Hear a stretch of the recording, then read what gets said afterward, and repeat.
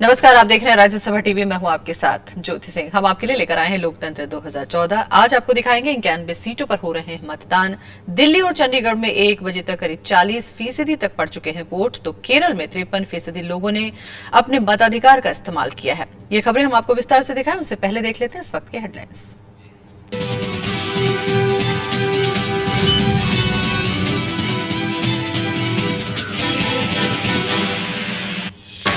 कड़ी सुरक्षा के बीच तीसरे दौर में 91 सीटों पर मतदान जारी। दिल्ली और चंडीगढ़ में 1 बजे तक करीब 40% वोटिंग। उपराष्ट्रपति मोहम्मद हामिद अंसारी ने सुबह सुबह डाला वोट। सोनिया, राहुल गांधी समेत कई दिग्गजों ने किया मतदान।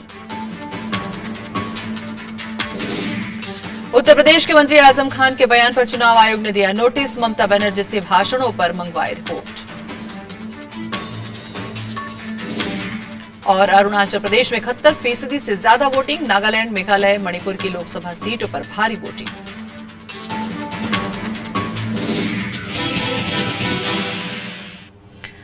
और चलिए अब बढ़ते हैं खबरों की ओर। लोकसभा चुनाव के तीसरे दौर की 91 लोकसभा सीटों के लिए मतदान जारी है। इस दौर में केरल की सभी 20, हरियाणा की सभी 10 और दिल्ली की सभी 7 सीटों पर वोट डाले जा रहे हैं। इनके अलावा उत्तर प्रदेश, महाराष्ट्र और ओडिशा की 10-10, मध्य प्रदेश की 9, बिहार की 6, झारखंड की 4, जम्मू कश्मीर, छत्तीसगढ़, चंडीगढ़, लक्षद्वीप और अंडमान निकोबार द्वीप समूह की 1-1 सीट के लिए भी आज मतदान हो रहा है। तीसरे दौर के मतदान का दौर आज सुबह 7 बजे शुरू हो गया। कुछ नक्सल पीड़ित इलाकों को छोड़कर शाम 6 बजे तक जारी रहेगी वोटिंग। नक्सल पीड़ित इलाकों में मतदान आज शाम 4 बजे खत्म हो जाएगा। इस दौर में 11 राज्यों और 3 केंद्र शासित प्रदेशों में मतदान हो रहा है। सुबह से ही मतदान केंद्रों पर भारी संख्या में मतदाता पहुंच रहे हैं। महिला और युवा मतदाताओं में मतदान को लेकर खासा उत्साह देखा जा रहा है। इस दौर में कई दिग्गजों की किस्मत दांव पर है। इनमें बिहार की सासाराम से लोकसभा अध्यक्ष मीरा कुमार, दिल्ली के चांदनी चौक से कानून मंत्री कपिल सिब्बल, केरल के तिरुवनंतपुरम से शशि थरूर, मध्य प्रदेश की छिंदवाड़ा सीट से कमलनाथ और महाराष्ट्र के गोंदिया भंडारा से केंद्रीय मंत्री प्रफुल्ल पटेल समेत कई बड़े नेता चुनाव मैदान में हैं।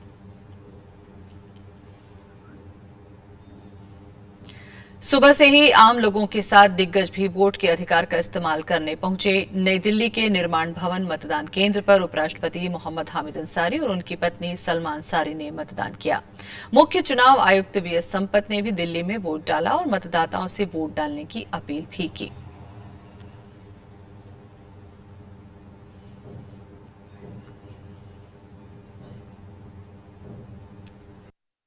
Every poll day for us is a big day.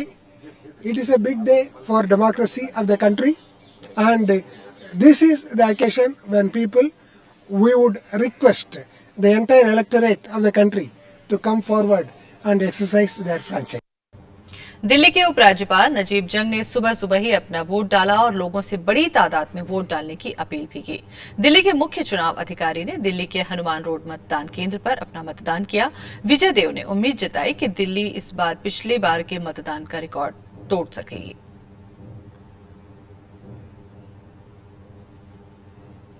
ये दुनिया की सबसे बड़ी डेमोक्रेसी है और आज हमें इसकी प्रार्थना करनी चाहिए कि हमारा डेमोक्रेटिक एक्सपीरियंस सक्सेसफुल रहे।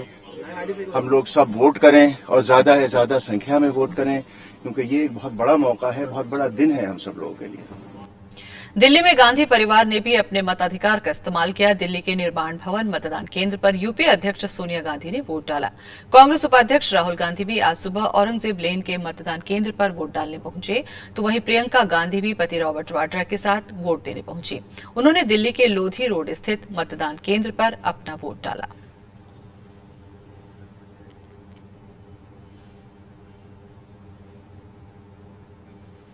और मतदान की ताजा जानकारी के लिए सीधे चलते हैं हमारे संवाददाता अनु दीवान के पास, जो इस वक्त निर्माण भवन में मौजूद है। अनु, अगर बात करते हैं, आधा दिन बीत चुका है और जिस तरीके से खबरें मिल रही हैं कि लोग बढ़ चढ़कर हिस्सा ले रहे हैं, क्योंकि इस बार युवा मतदाता और महिलाओं की भी संख्या ज्यादा है, किस तरीके का माहौल है अभी वहां पर? जी बिल्कुल ज्योति, जिस तरह से इलेक्शन कमीशन की ओर से जानकारी दी गई है कि 1 बजे तक 40% वोट पड़ चुके हैं, तो इसी को देखकर हम अंदाजा लगा सकते हैं कि लोगों में कितना उत्साह है। फिलहाल इस वक्त बहुत ज्यादा गर्मी है, जिस वजह से हम इतनी भीड़ नहीं देख पा रहे हैं, लेकिन जैसे जैसे दिन ढलेगा उम्मीद है कि लोगों की संख्या भी वोट को लेकर बढ़ेगी।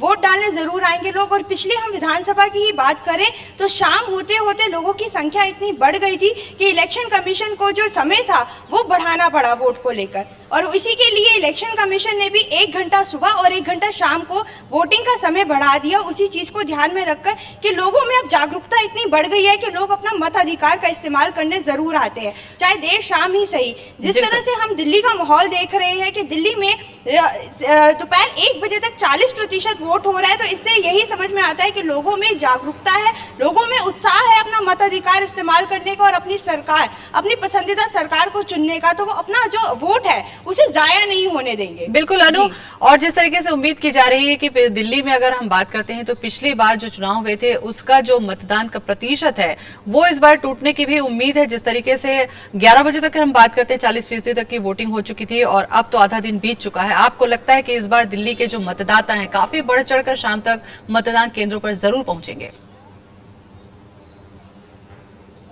जी बिल्कुल ज्योति, जिस तरह लोगों में जागरूकता फैलती जा रही है, लोगों को अपने मताधिकार का महत्व समझ में आ रहा है, उसको देखकर लग रहा है कि लोग वाकई में ही जो है अपने मताधिकार का वेस्ट नहीं होने देंगे। अगर हम पिछले लोकसभा चुनाव की बात करते हैं तो पिछले लोकसभा चुनाव में 55% से ज्यादा वोट डले थे, हालांकि बहुत कम थे, लेकिन अगर विधानसभा ही देखें 2013 के तो 67% वोट डले थे, जो कि रिकॉर्ड तोड़ दिया था। और इस बार हम यही उम्मीद कर रहे हैं कि लोकसभा चुनाव में भी वो रिकॉर्ड टूट जाएगा, लोग जो है ज्यादा से ज्यादा तादाद में वोट करने आएंगे, अपने मताधिकार का इस्तेमाल करेंगे। बिल्कुल अनु, तमाम जानकारी के लिए आपका बहुत बहुत धन्यवाद। तो नजर बनाए रखिए क्योंकि अभी दिन चढ़ना बाकी है और कितनी संख्या में लोग घरों से निकलकर मतदान बूथों तक पहुंचते हैं। कानून मंत्री और चांदनी चौक से उम्मीदवार कपिल सिब्बल ने दिल्ली में अपना वोट डाला तो इसी सीट से बीजेपी उम्मीदवार हर्षवर्धन ने भी मतदान किया। कांग्रेस नेता पीसी चाको ने कोच्चि में वोट डाला। आम आदमी पार्टी नेता अरविंद केजरीवाल ने भी दिल्ली में वोट डाला। इसके अलावा बीजेपी के पूर्व अध्यक्ष नितिन गडकरी और आरएसएस प्रमुख मोहन भागवत ने नागपुर में अपने मताधिकार का इस्तेमाल किया। दिल्ली में युवा मतदाता चुनाव में बढ़ चढ़कर हिस्सा ले रहे हैं। एक मतदान केंद्र पर कुछ नए वोटरों से हमारे संवाददाता गौरवदीप ने बातचीत की। आइए देखते हैं।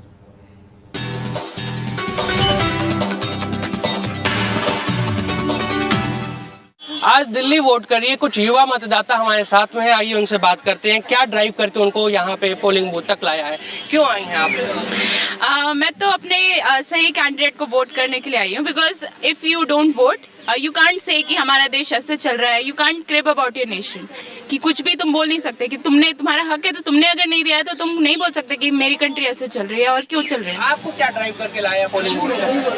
आई वांटेड कि मेरे देश में ऑब्वियसली गवर्नमेंट आ रही है तो उसमें मेरा भी कोई योगदान है, मेरा देश है, तो मेरे को एक अच्छे और सच्चे उम्मीदवार को वोट करना था, तो I am here just because of that. अच्छा, आप क्यों आई हैं, क्या वजह रही भ्रष्टाचार के अलावा?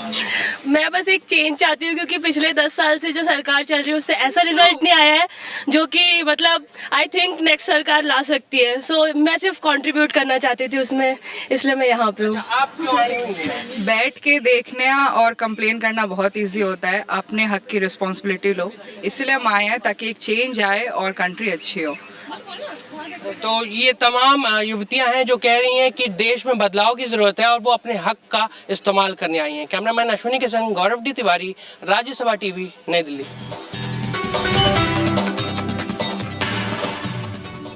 चंडीगढ़ में भी सुबह से ही पोलिंग बूथों पर लंबी कतारें देखने को मिल रही हैं। यहां 519 मतदान केंद्रों पर वोटिंग हो रही है। दोपहर 1 बजे तक चंडीगढ़ में 40% से ज्यादा मतदान हो चुका है।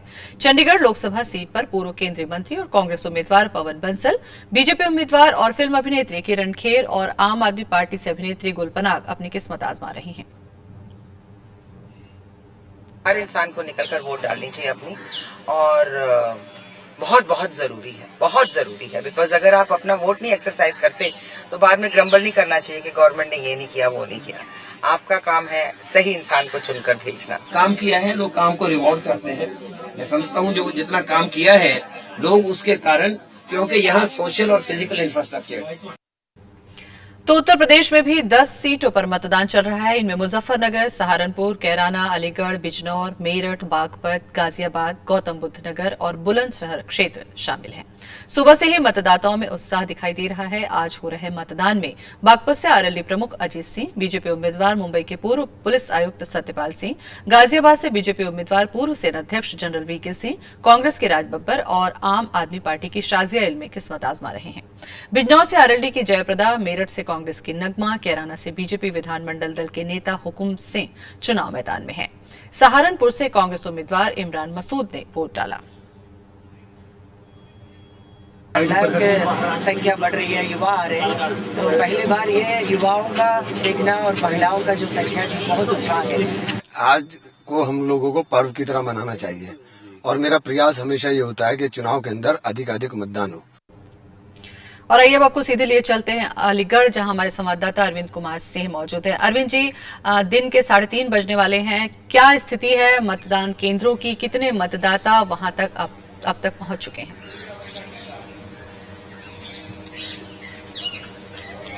देखिए ज्योति, जहाँ तक अलीगढ़ की बात है, यहाँ करीब 18 लाख मतदाता हैं, लेकिन इसके बावजूद जो है यहाँ जो 1 बजे तक की जो रिपोर्ट मिली है वो 32% लोगों ने वोट डाले हैं, लेकिन काफी गर्मी थी यहाँ और उम्मीद यह है कि 4 से 6 बजे के बीच में काफी बड़ी संख्या में लोग आएंगे, क्योंकि मतदाताओं में खासतौर पर जो युवा और महिला मतदाता है उन्हें बहुत ज्यादा उत्साह है।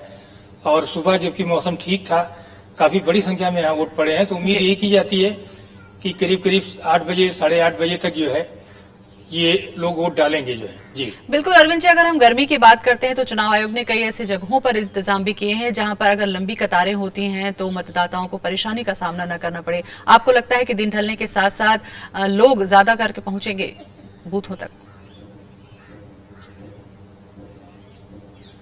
जी बिल्कुल ज्योति, पहुंचेंगे। जैसे आपने अभी बीच में देखा होगा, त्रिपुरा में जो है, जब पिछले विधानसभा के चुनाव हुए थे उसमें 93% वोट पड़े थे और रात में 9 बजे तक लोगों ने वोट डाले थे। तो जो लोग मतदान केंद्र पर आ जाएंगे उनको हर हालत में वोट डलवाने के लिए चुनाव आयोग ने पूरी व्यवस्थाएं की हुई हैं।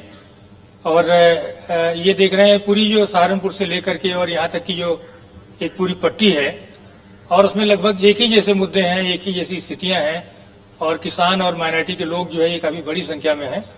तो इन लोगों में काफी मुद्दों को लेकर के, चुनावी मुद्दों को लेकर के काफी गंभीर दिख रहे हैं ये लोग, और कुल मिला के बहुत ही एक स्वस्थ माहौल में चुनाव हो रहा है। जी चलिए अरविंद जी, तमाम जानकारी के लिए आपका बहुत बहुत शुक्रिया। तो नजर बनाए रखिए, हम आपसे अपडेट लेते रहेंगे और लोगों से यही उम्मीद की जा रही कि ज्यादा से ज्यादा वो घरों से निकलें और मतदान केंद्रों तक पहुंचकर अपने मताधिकार का इस्तेमाल करें। फिलहाल बुलेटिन में यहाँ रुकेंगे छोटे से ब्रेक के लिए।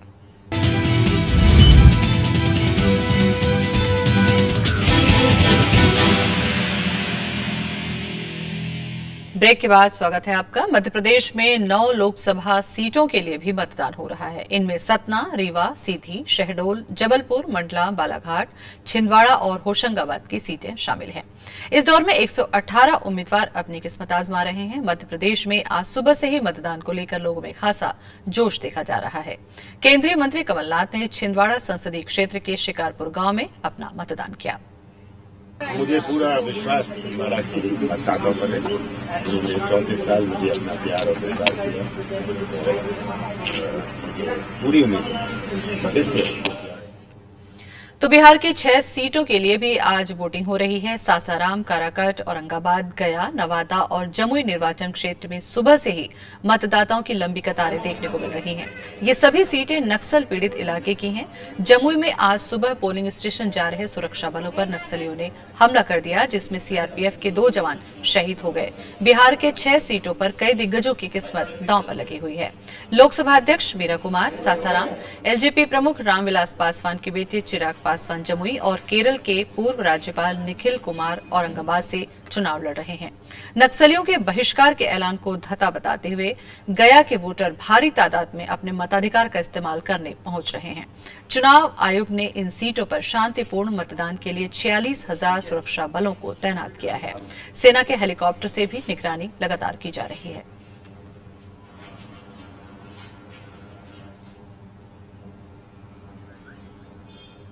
तो झारखंड के नक्सल पीड़ित 4 लोकसभा सीटों पलामू, चतरा, कोडरमा और लोहरदगा पर कड़ी सुरक्षा के बीच अपना मतदान किया जा रहा है। चारों लोकसभा क्षेत्रों में सुरक्षा के व्यापक इंतजाम किए गए हैं। चुनाव आयोग के एक वरिष्ठ अधिकारी के मुताबिक इन क्षेत्रों में मतदान की निगरानी के लिए 7 हेलीकॉप्टर तैनात किए गए हैं। झारखंड की कुल 14 सीटों में से बाकी 10 सीटों पर 17 और 24 अप्रैल को मतदान होगा।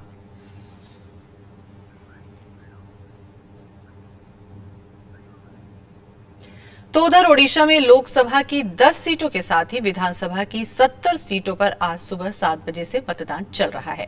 राज्य की 10 संसदीय सीटों के लिए 98 उम्मीदवार मैदान में हैं।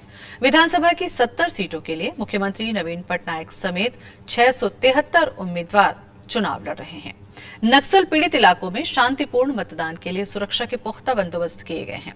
केंद्रीय सुरक्षा बलों की 156 कंपनियां तैनात की गई हैं। राज्य पुलिस के 27,000 जवान भी मुस्तैद हैं। स्थानीय हालात को देखते हुए 56 विधानसभा सेगमेंट में चुनाव का वक्त 2 घंटा घटाया गया है। इन इलाकों में शाम 4 बजे तक मतदान होगा, जबकि बाकी जगहों पर मतदान का वक्त 7 बजे सुबह से शाम 6 बजे तक है। राज्य की बाकी बची 11 लोकसभा और 77 विधानसभा सीटों के लिए 17 अप्रैल को मतदान होगा।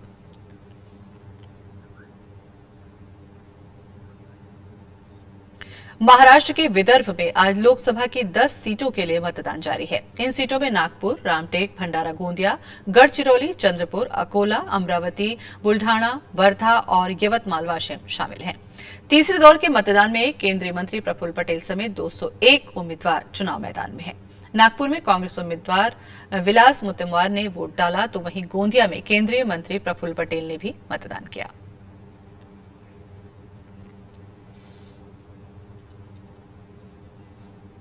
पहले दिन से ही पदयात्राओं में, हमारी सभाओं में वो जिस प्रकार का लोगों का रिस्पांस मिल रहा था, तो उस दिन से ही हम आश्वस्त थे कि हम जीत की तरफ जा रहे करके। लोग इस बार परिवर्तन चाहते हैं और मैं विश्वास के साथ कह सकता हूं कि इस समय का वोट चेंज के लिए है, क्योंकि भ्रष्टाचार और महंगाई से लोग पूरी तरह से त्रस्त हुए हैं और परिवर्तन चाहते हैं। Well, I'm quite confident of, winning my Lok Sabha seat, not because of just political arithmetic, but I think that we have worked very, consistently and hard over the many years, and that will show results in the coming elections. Kerala की सभी 20 सीटों पर मतदान हो रहा है। सुबह से ही मतदान केंद्रों पर बड़ी संख्या में लोग पहुंच रहे हैं। राज्य में महिला और युवा वोटरों में मतदान को लेकर खासा उत्साह देखा जा रहा है। केरल में मुख्य मुकाबला कांग्रेस की अगुवाई वाली यूडीएफ और एलडीएफ के बीच है। हालांकि कुछ सीटों पर बीजेपी की मौजूदगी मुकाबले को त्रिकोणीय बना रही है। आज के चुनाव में कई दिग्गज की किस्मत दांव पर लगी हुई है। इसमें कांग्रेस के शशि थरूर, के सुरेश, केसी वेणुगोपाल, केवी थॉमस और मुल्लापल्ली रामचंद्रन शामिल हैं। इनके अलावा केंद्रीय मंत्री ई अहमद भी आईयूएमएल के टिकट पर चुनाव मैदान में हैं।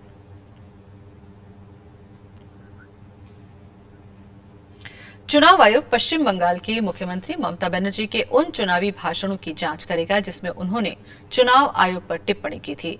आयोग ने राज्य के मुख्य चुनाव अधिकारी सुनील गुप्ता से ममता बनर्जी के भाषणों की सीडी मांगी है। मुख्य चुनाव अधिकारी ने कहा है कि सभी जिलाधिकारियों से भाषण की सीडी भेजने को कहा गया है। चुनाव आयोग ने सोमवार को राज्य के कुछ अधिकारियों का तबादला करने का आदेश दिया था। शुरुआत में ममता बनर्जी ने तबादलों से इनकार कर दिया था, लेकिन चुनाव आयोग के अल्टीमेटम के बाद आज उन्होंने सभी अधिकारियों का तबादला कर दिया।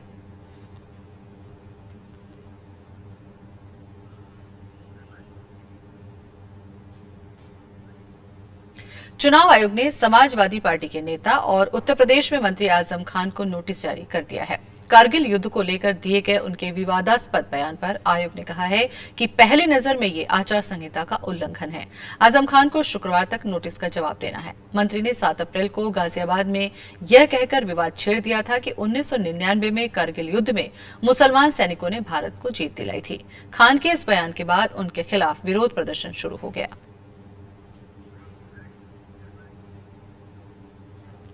अमेठी भले ही उत्तर प्रदेश का छोटा सा जिला है, इसके बारे में हम आपको ब्रेक के बाद बताएंगे। फिलहाल यहां रुक जाते हैं छोटे से ब्रेक के लिए।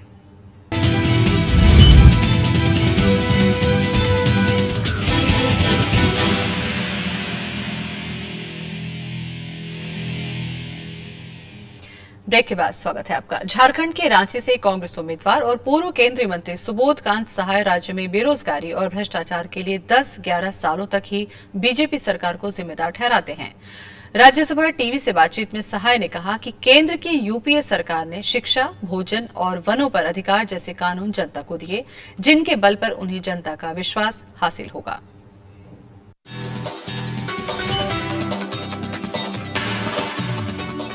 हमारे साथ हैं पूर्व केंद्रीय मंत्री और रांची लोकसभा सीट से कांग्रेस के प्रत्याशी सुबोध कांत सहाय जी। सुबोध कांत जी, ये बताएं, बड़ी चुनौती आपके सामने है। 14 में से 8 सीटें बीजेपी के पास हैं। उनको लग रहा है कि मोदी की वेव है, तो किस तरह से चुनौती को देखते हैं आप? कहीं कोई वेव नहीं है। लोग इस देश को सांप्रदायिक हाथों में नहीं जाने देंगे। झारखंड में आपकी और जेएमएम की मिलीजुली सरकार है। आपको लगता है किन मुद्दों को लेकर आप जनता के बीच में जा रहे हैं इस बार? देखिए, देशव्यापी मुद्दा तो अभी ये है, क्योंकि भाजपा कोई मुद्दा लेकर नहीं आ रहा है जो उसको कहे। हमने यूपीए 1 और यूपीए 2 में 10 साल में जो ग्रामीण क्षेत्रों को हमने जो अधिकार दिया है, रोजगार का अधिकार हमने दिया, शिक्षा का अधिकार हमने दिया, स्वास्थ्य का अधिकार। योजनाओं पे आपको भरोसा है, लेकिन ये बताइए कि झारखंड में जो सरकार पिछले 3 बार के चुनाव हो चुके, आरोप भी बहुत लगते हैं, करप्शन के आरोप है, सरकार सही नहीं, सरकार चल नहीं पा रही ठीक से। तो दुर्भाग्य ये है कि यहाँ पिछले 13 साल से भाजपाइयों का राज था, तो वो उससे ये राज का तो दुर्दशा है। लेकिन हमने जो किया है उसको हम लोगों को कहते हैं 5% भी अगर गया होगा लूट के बाद भी, तो वो सिर्फ हम ही लोगों के द्वारा किया हुआ गांव में लोगों को मिला। आपकी सीट पे सवाल है रांची पे, आपको लगता है जाति समीकरण कुछ ऐसे हैं कि बीजेपी हो जाए चाहे सुदेश महतो हो जाए, दोनों में वोट जो है कर्मी वोट बढ़ रहे हैं और मुस्लिम वोट आपको मिल रहे हैं, ऐसा आपको फायदा लगता है? मैं 3 बार एमएलए रहा हूँ, 3 बार लोकसभा का सदस्य रहा हूँ, 4थी बार ये लड़ने जा रहा हूँ, 7 बार यहाँ से लड़ चुका हूँ। हम एक मास पॉलिटिक्स यहाँ करते हैं, सड़क से लेके संसद तक हम आवाज इनकी उठाते हैं। तो सुबोध कांत सहाय, जिनको यकीन है कि उनकी छवि और उनका जो काम किया गया है उसके जरिए उनको वोट मिलेंगे। रांची में कैमरा मल्लेन के साथ पंचानन मिश्रा, राज्यसभा टीवी।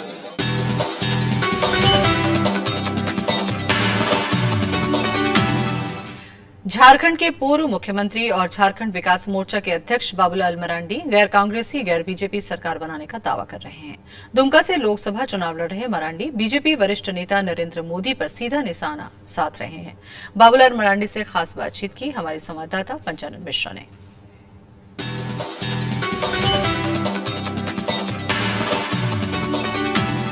बाबूलाल, आप पहले मुख्यमंत्री, आप बीजेपी की तरफ से थे, बाद में अलग हुए।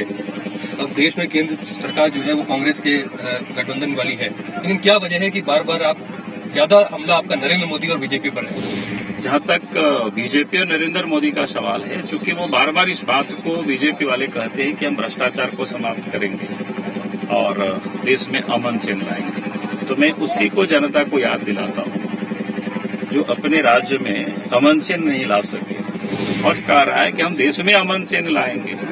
तो मैं समझ रहा हूँ कि देश की जनता को थोड़ी समझाना चाहिए, ये कहते कुछ है करते कुछ है, इनसे हमें सावधान रहना चाहिए। आखिरी सवाल, भ्रष्टाचार का आपने मुद्दा उठाया। झारखंड जब से बना है अस्थिर सरकारें रही हैं, उसका असर यहाँ दिखता भी है, न सड़कें हैं, विकास की दौड़ बहुत पीछे है। क्या लगता है आपको कि आने वाला भविष्य कैसा है? अभी अक्टूबर-नवंबर में विधानसभा के चुनाव भी हैं, क्या रणनीति है आपकी? मैं कह सकता हूँ कि आने वाला जो चुनाव होगी और आने वाला चुनाव में इस राज्य में 2/3 बहुमत से झारखंड विकास मोर्चा की सरकार बनेगी। ये थे बाबूलाल मरांडी जो कह रहे थे, उनको भरोसा है, यकीन है कि आने वाला जो चुनाव विधानसभा का है उसमें उनकी पार्टी जरूर जीत हासिल करेगी। मल्लेन के साथ पंचानन मिश्रा, राज्यसभा टीवी।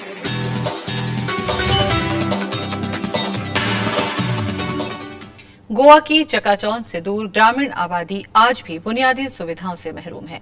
चुनावी दौरे में ऐसे ही एक गांव का राज्यसभा टीवी संवाददाता दीपक डोभाल ने जायजा लिया।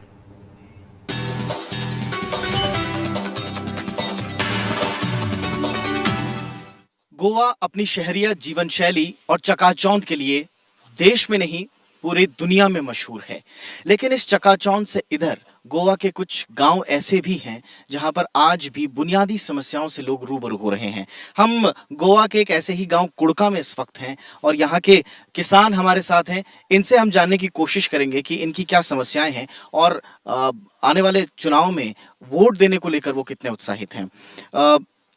आप बताइए, आप युवा हैं, अब आपकी क्या समस्याएं हैं इस गांव की, और क्या वोट देने के लिए कितना उत्साहित हैं? नहीं, वोट तो हम हमेशा देते आ रहे हैं और हमेशा देते रहेंगे। तो यहाँ का हमारी समस्या है कि हम खेती करने वाले लोग हैं, 2 फसल होती है हमारी खेती की, और जहाँ पानी कम होता है वहाँ हम सब्जी लगाते हैं उसमें। और ये हमारा खेती लोगों ने कम खेती अभी करने लगे हैं, क्योंकि वो समुंदर का पानी आके सब डूब जाता है। खेती लगाते हैं फिर भी नुकसान होता है किसान के। खेती के प्रति लोगों का रुझान जो है कम हो रहा है। यहाँ पर जैसे इन्होंने बताया अभी कि आप लोग खेती लगाते हैं लेकिन खारे पानी की वजह से फसल बर्बाद हो जाती है, क्या सरकार इस ओर ध्यान दे रही है? सरकार नहीं दे रही है ना, हम लोग कर रहे हैं, सरकार नहीं दे रही। सरकार को बोला भी तो कुछ हमको अभी इतना नुकसान हो गया तो हमें लेके बाद दिया तो वो लोग हमको कुछ मदद नहीं करता है। आप भी युवा हैं इस गांव के, आप ये बताइए कि रोजगार को लेकर क्या खेती ही एक जरिया है और कोई जरिया है आप लोगों की रोजी रोटी के लिए? रोजगार कितना मिल रहा है? रोजगार का ऐसा बारे में नहीं बता सकते हैं, क्योंकि खेती के लिए खेती ही अच्छा है हमारे लिए गोवा में, क्योंकि बाद में हम सब्जी लगा सकते हैं और खेती नहीं लगा सकते तो सब्जी तो लगा सकते हैं कुछ तो, क्योंकि हमारे के लिए काम और कुछ नहीं। और पढ़ाई तो ऐसा ही है, पढ़ाई के लिए जाएंगे तो पैसा देना पड़ता है, स्कूल के लिए पैसा चाहिए, पढ़ाई के लिए स्कूल जाने के लिए पैसा चाहिए, यानी कि जो बुनियादी चीजें हैं उन जरूरतों को पूरा करने के लिए भी इनको मशक्कत करनी पड़ती है। कैमरामैन अश्वनी के साथ मैं दीपक डोभाल, राज्यसभा टीवी, कुड़का गांव, गोवा। लोकतंत्र 2014 के इस बुलेटिन फिलहाल इतना ही। देखते रहें राज्यसभा टीवी। नमस्कार।